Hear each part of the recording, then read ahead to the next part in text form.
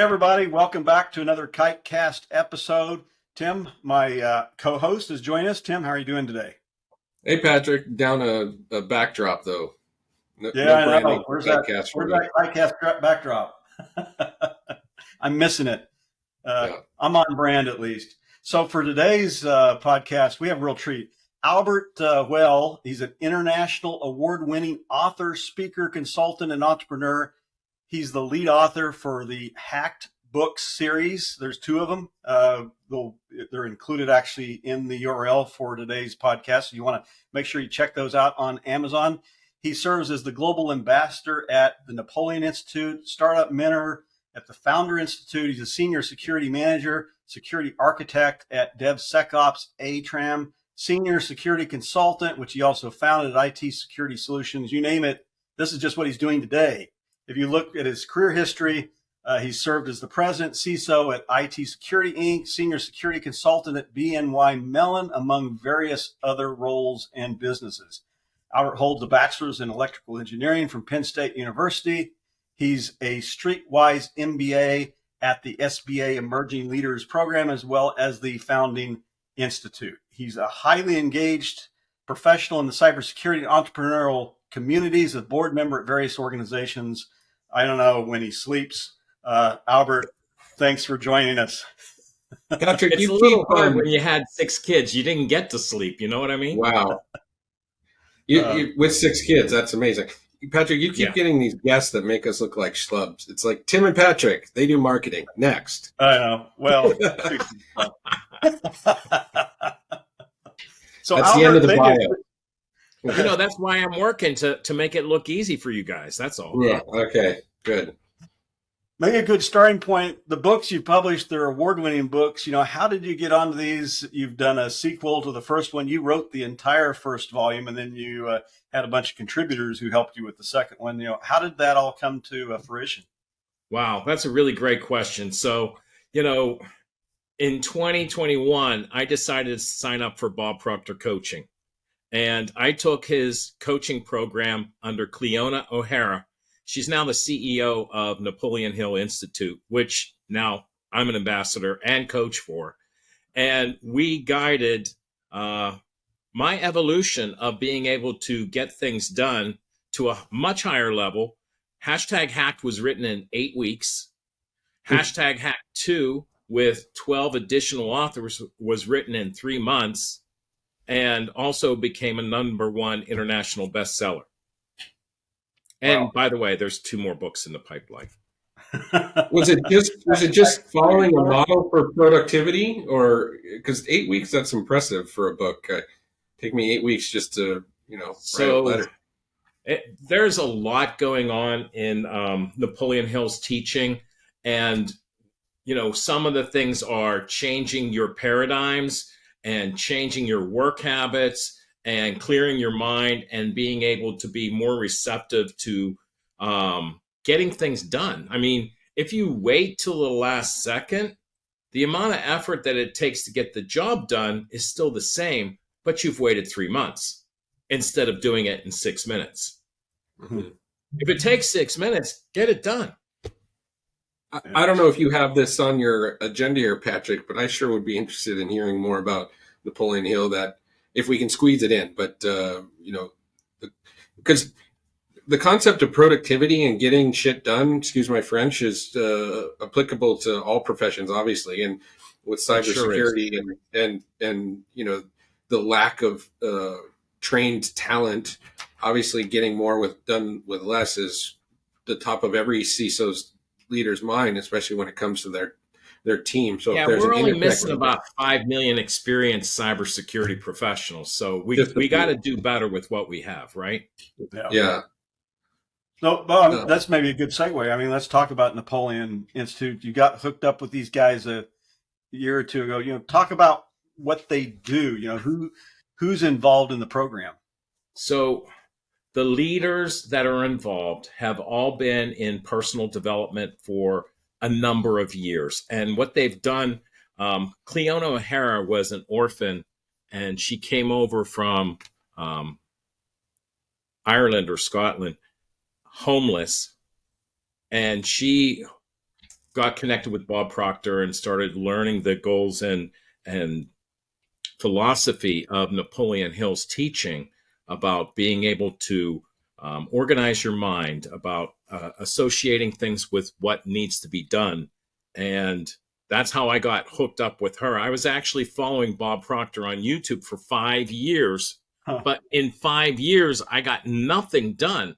And Cleona eventually got a hold of me at one of the conferences and said, look, until you make the decision, the pathway won't be shown in order to get it done. And I had every excuse in the book.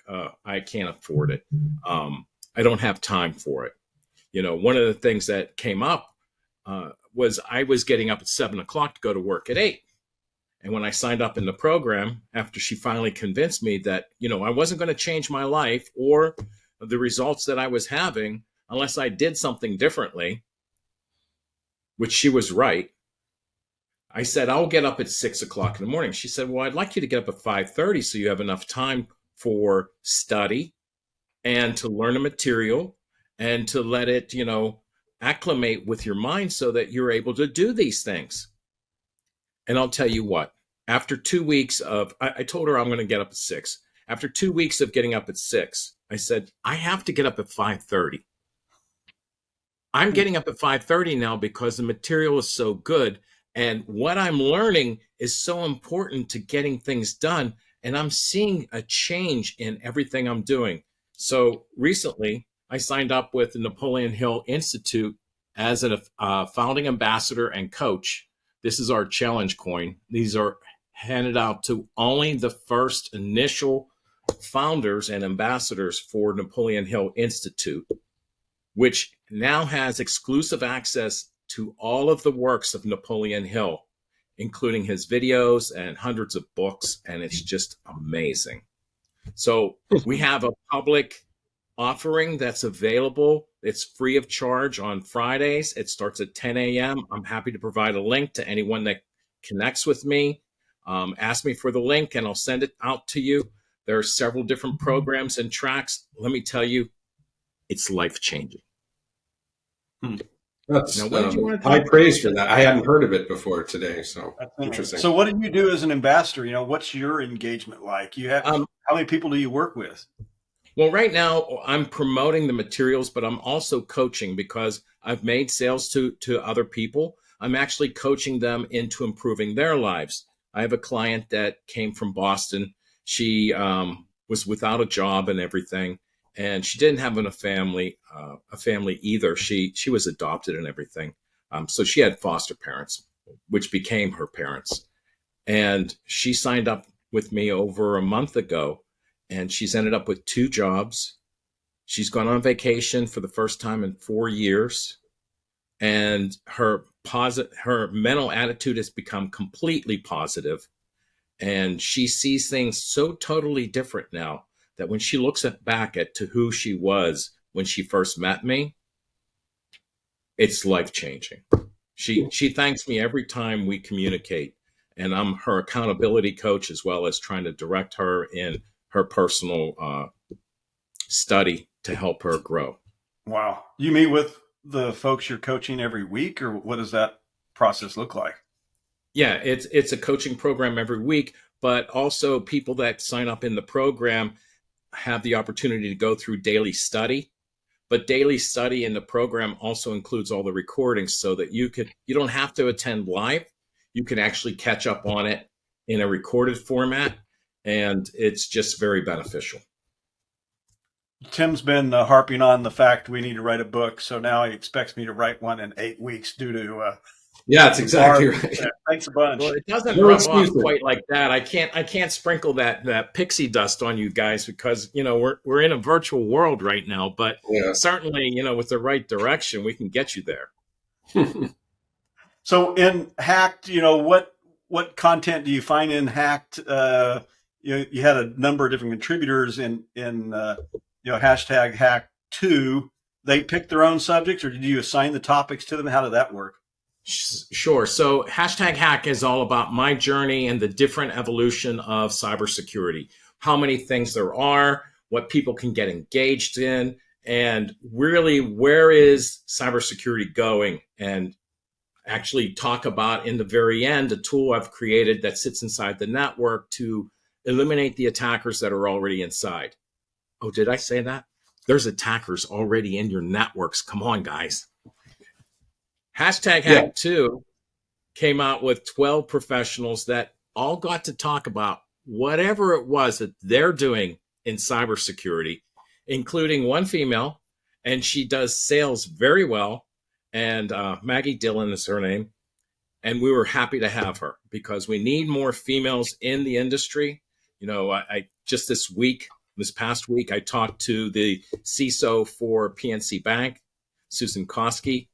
She just won an award, and we need more females driving the industry to bring us closer to better protection. You think we've made progress on that front? Because that's an area that Tim and I have been interested in. We've done some reports. I've had in past lives podcasts and webinars on the topic. Are we making progress, or are we kind of just treading water? What do you think? And if I could just go ahead, just to add to that, Albert, just for some more color, like for me, it seems because the like question wasn't hard enough already. You're going to make it harder. I gotta reinforce the dire straits we're in. So it seems like all these billions of dollars going into cybersecurity companies and all of the personnel, it's like keeping us just barely above complete and utter catastrophe. You know, like we're like floating at the point. It's not you think a progression. We're above complete and utter catastrophe, huh? Yeah, just above. Maybe you're saying we're in it. We're in catastrophe. Yeah. So what do you think? So we have a difference of opinion there. I agree. We're spending billions and billions and billions of dollars, and I don't think we're making progress because instead of fixing problems, we have vulnerability management. Why do I want to manage vulnerabilities when I really need them fixed, right? And firewalls and virus scanners, they're like 4% effective, which means the hackers know how to do things better than our defenders know how to get the job done. That's why in hashtag hack, I say we need to do this differently. And here's why. Because what we're doing is looking for an event after it happened. Wait a minute. We want to find the APTs.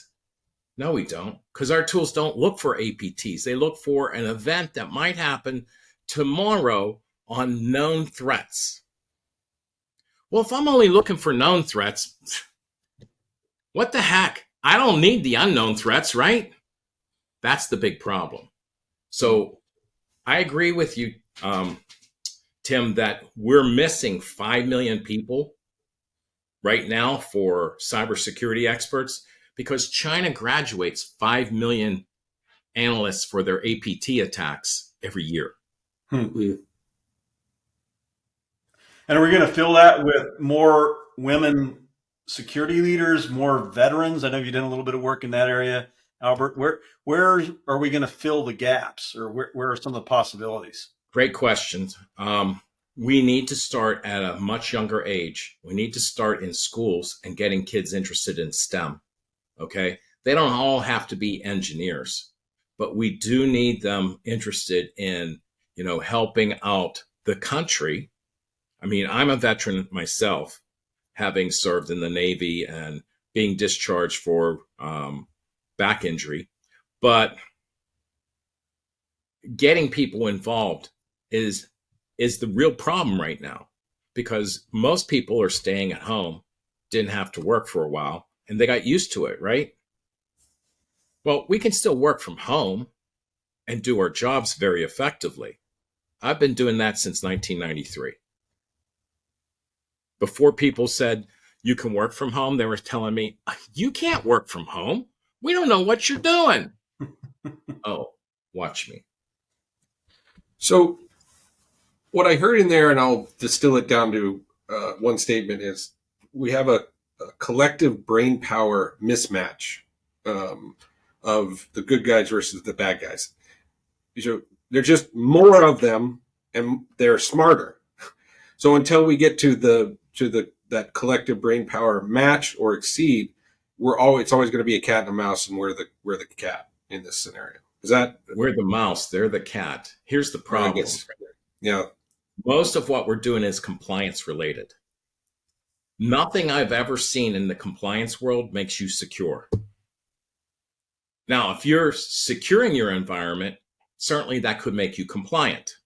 But if your focus is on compliance, that benefits the attackers because they know the rules for being compliant. And if they're not following the rules because they want to break the rules, because nothing is ever out of scope, all right? I've been doing pen tests for organizations, some of them government, some of them military, and I'd present data to them about, I can access all of the government sites from this one indication or this one subdomain on this site. And the response was, well, that's out of scope. But the attacker never says that. Mm-hmm. Oh, heck, that's out of scope. We can't get in there. Oh, yes, we can. So we have to have a different mindset about what are we doing and how are we trying to fix things. If we continue down the same pathway that we've been driving for quite a while, we're going to get much of the same. I think it was Albert Einstein that said, thinking about doing things in the same manner and expecting different results is the definition of insanity. Yeah.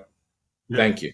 Yeah. But what is and in your book, apologies, haven't read it yet, but where do you, other than just, if you're thinking A, now think B, is there a prescription to any degree that, and by the way, I'm asking you to basically be God, but is there any prescription here that if you follow X, Y, and Z, we'll at least get closer?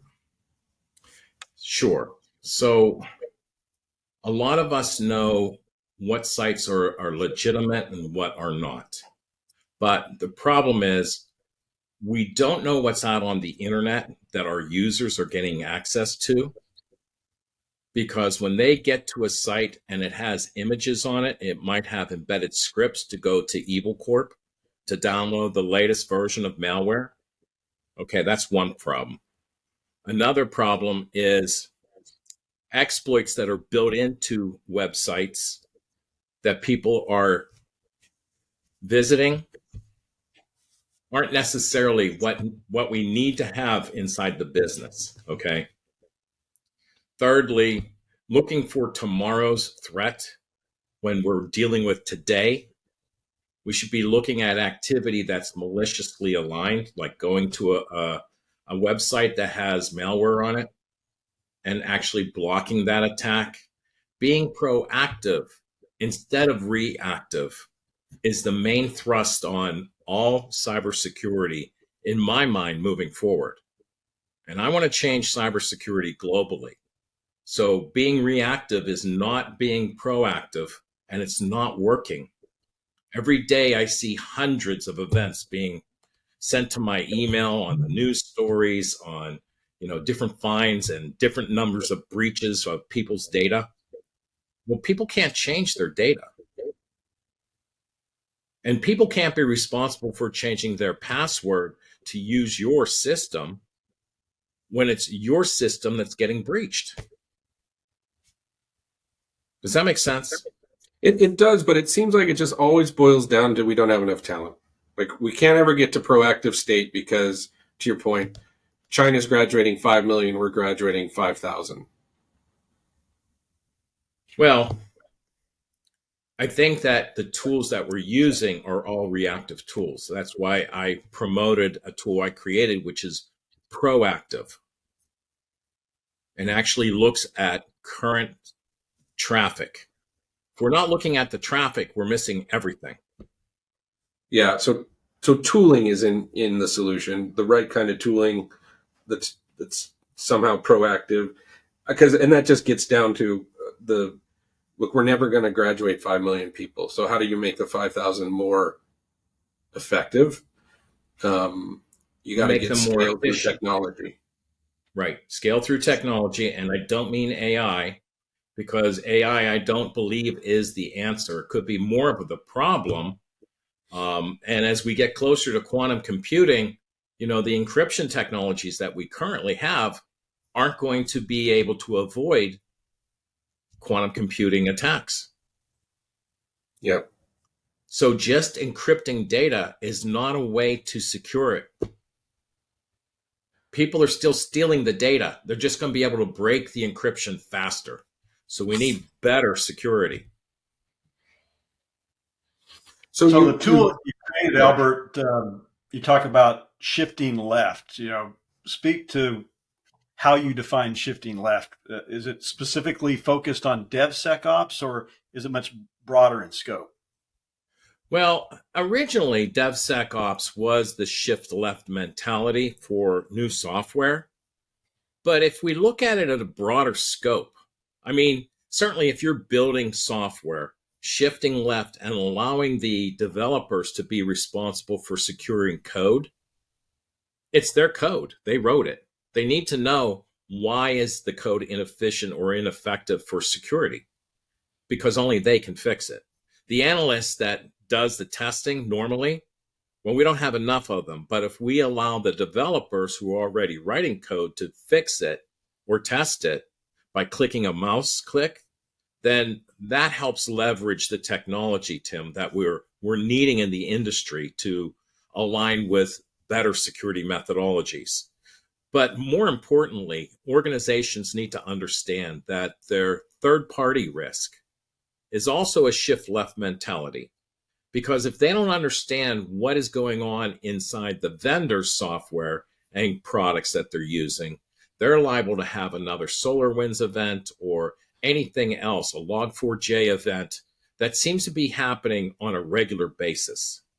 Organizations need to take care of these issues, and the people that purchase these products need to find out, how bad is the situation, what are they doing to address it, and when was the last assessment done?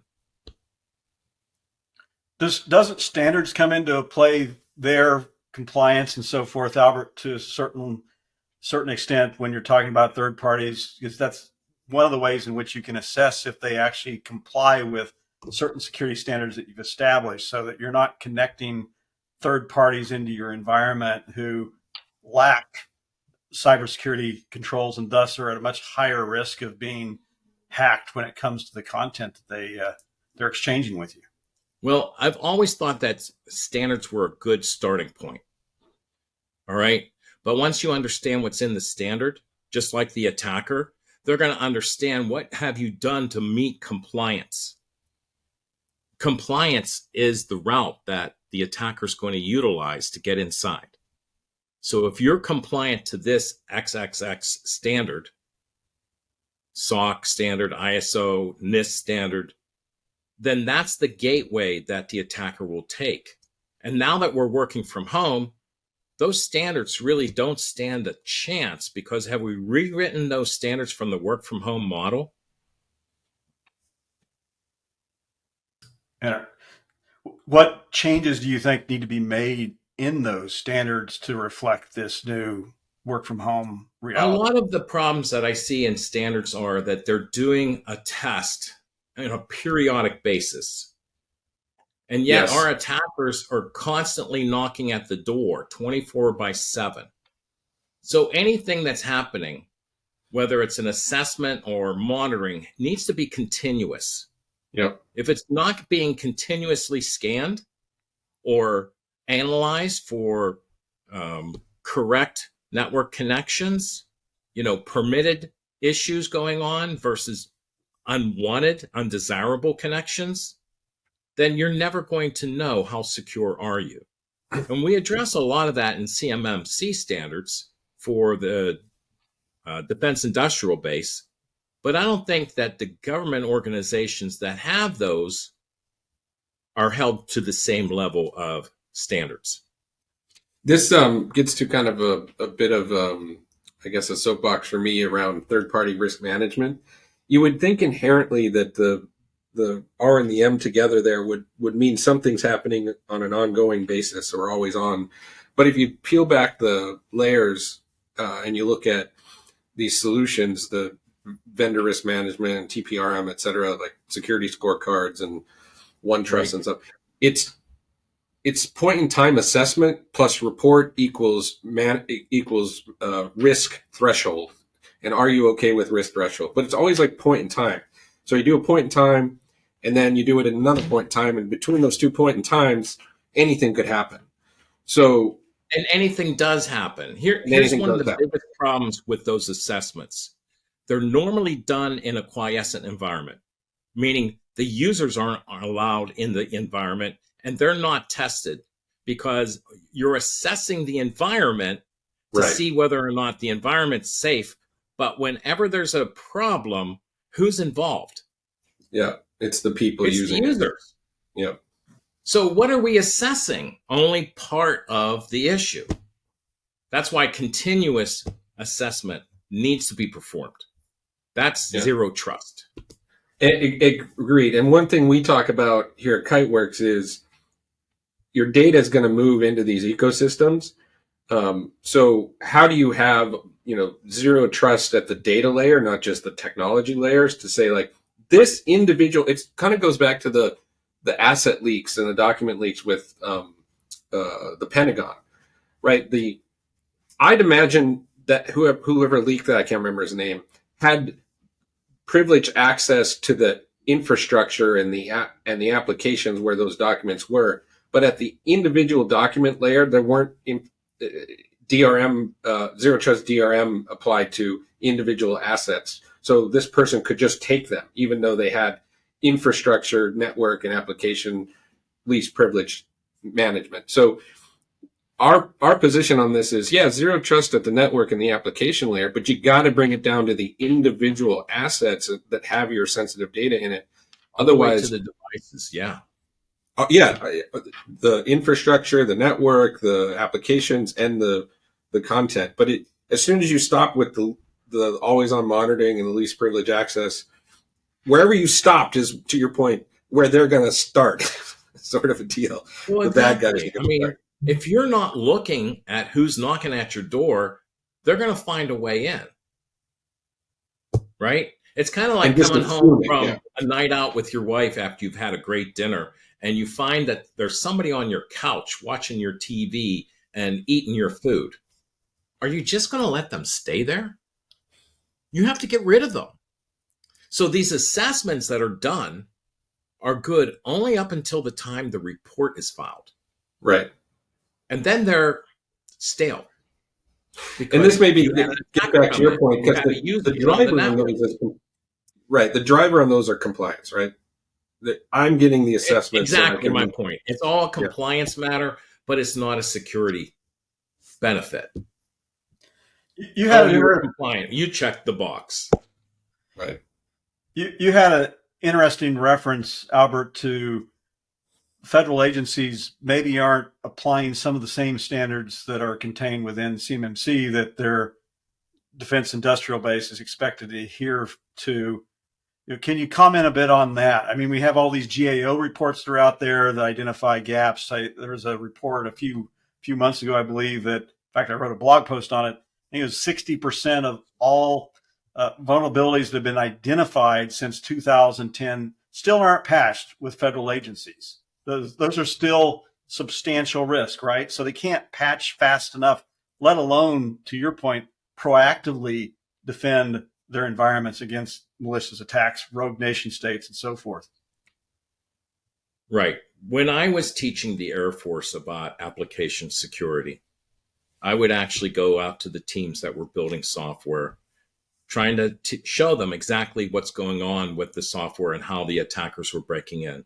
And that was very beneficial, okay? Everyone got a clear picture of what's going on because I actually taught them how to break in. So in the morning, I'd start out with people that have no hacking skills whatsoever. And at 2:00 in the afternoon, you could see the light switch turned on. The tears are streaming, the sweat's pouring off their foreheads, they're flushed, and they're like, oh my God, this is how they're doing it. But the problem with that is, when I went to see some of those teams a year later, they had the same vulnerabilities because they didn't have the budget to fix them. So testing isn't enough. Assessments are not enough. We need something that builds in the mitigation. That's zero trust. That's continuous monitoring. That's stopping the attack. Builds in the mitigation. That, Patrick and I spent a couple years at a company called Contrast, which is IAST and shift left and DevSecOps and all that. And one of the founders was he did a lot of pen testing. Actually, they both founders were pen testers. But he used to say they would play vulnerability bingo, which is to say they would have a card of like the OWASP top 10 in random orders. And they knew that if they went into a company, they'd just find them all. It just in what order they would find them. And as a team, they'd play bingo. And, he just got sick of knowing that every single company he was going into, he'd find all of the top 10 somewhere. And that's where they invented, they built Contrast, which embeds using instrumentation, the identification of vulnerabilities, but it doesn't mitigate it, right? It tells you. That's why I built It's Safe. It's Safe helps to mitigate it because we look at activity going on. And, if you're a company here in Pittsburgh, this is where I live, you certainly don't need to be talking to 30 odd countries around the world. Can you tell us a little more about the tool? I see it every day. You called it It's Safe? Last year we bought, pardon me? You called the technologies It's Safe? Is that what you said? Yeah, It's Safe. its-safe.com. Last year I bought a new TV. And that TV, it's a Samsung TV. Bought it from Best Buy. My daughter works at the Geek Squad, and this was the recommended TV of the year. Stuck it in my network, had It's Safe in my home. There's a crypto coin miner on it. Huh. Back doors to everywhere that you can imagine. Huh. But now they're being blocked. The problem is consumers don't know what's going on.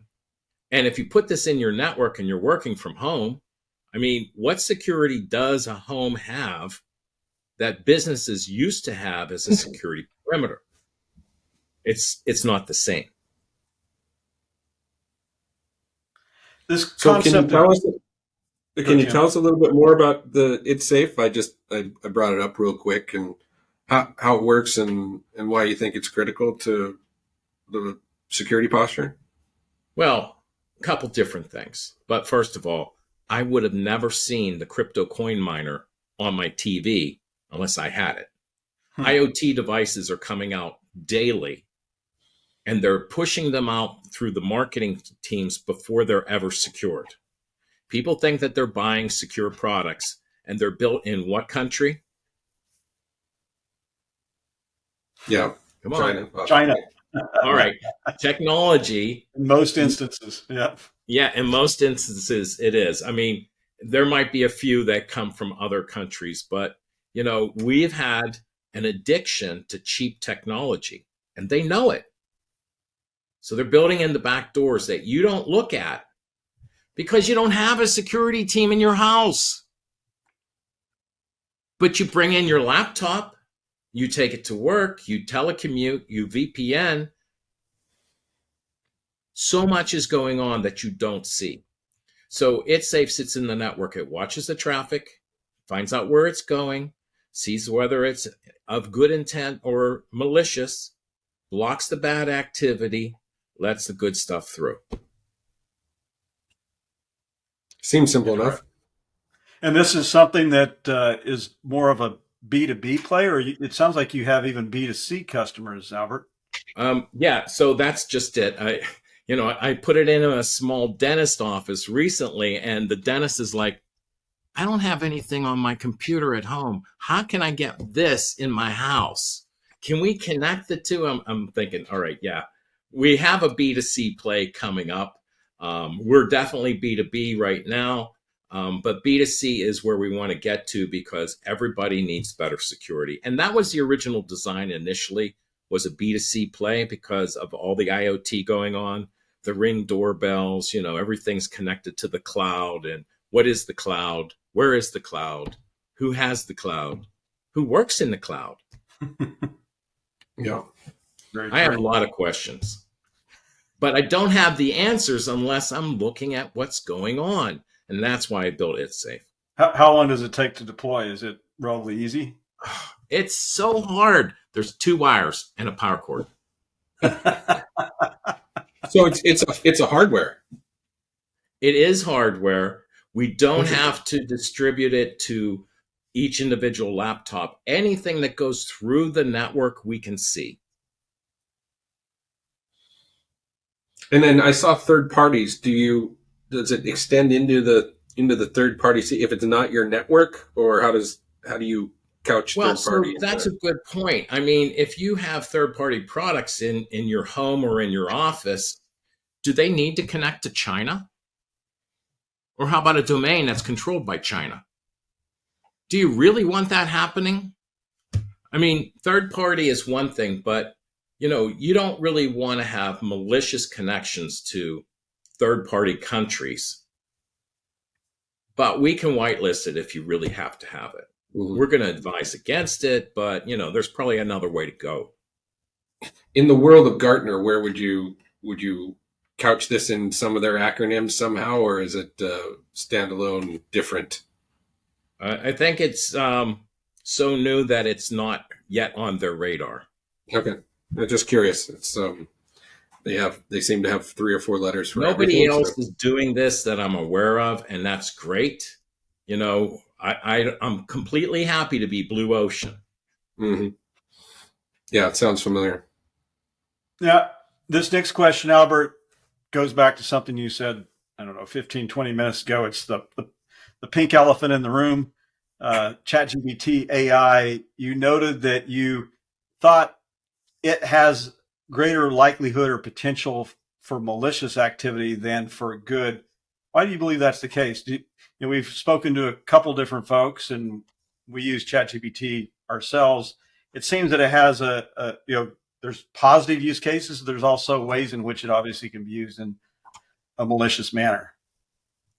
Well, that's true. But, the problem is that you're always going to have the activities of some malicious intent, whether it's internal or external.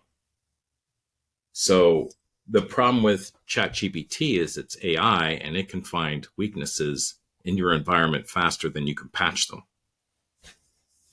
Right, and so we're in the cat and mouse thing again. And so whoever the cat or the mouse is, I guess we're the mouse.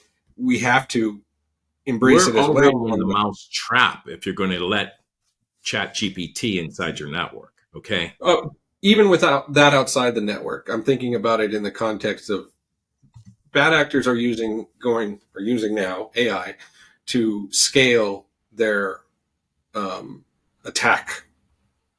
Or attacks, their ability to attack. Full stop. Malware, phishing. There's a number of use cases. It's all just getting scaled out. So you can't, as a cybersecurity professional, team, or leader, not also look at how you match the scale with the same technology. It will just get run over. Would you agree with that? Well, I think they're already getting run over. They just don't know it yet. Well, that's true, but how long has AI been out before they announced that it was out? Because somebody's been feeding it. It's just whether or not it's database of activity. Yeah, just in the hands of. It's just more in the hands, I guess, right now. Sure. I don't have an answer. I'm just curious. We talked about. I don't know where it's going to go. I don't really want to go down that dark rabbit hole. Sure, we'll be there for a couple hours. Yeah. Yeah, that's a zone. Sorry. No. Let's be more positive, okay? We need to end on a positive note for sure. Zero trust. We kicked it around a little bit. Albert, there's the government's trying to drive it, whether it's executive orders like 14028. It's had a bunch of subsequent items added onto it. I think 3 or 4 in the private sector. We see some of that starting to happen. Typically, the government will drive some of it. Is that positive? And then, to Tim's point, as well. We see zero trust typically applied to the network, to applications, to infrastructure. Do you see, as we do, a use case around content that you got to get it down to the content layer? And we would even argue that you got to apply digital rights management to some of that content, so you can do things such as what you just described, ensure that content's not going out to malicious third parties in rogue nation states, for example. I would have to agree. I mean, right now, zero trust seems to be our best asset at securing the environment, because if we don't trust any connection, I don't care where it's going, without authentication and authorization, just because it came from a specific device doesn't make it trustworthy in itself, especially when it's going to Guangdong, China. The intent of a connection has to be considered in addition to the origination. And what's inside of it? Is it really an NTP packet? Wow, that thing really ballooned up. It's 5 gigabytes. What are they hiding in those packets, right?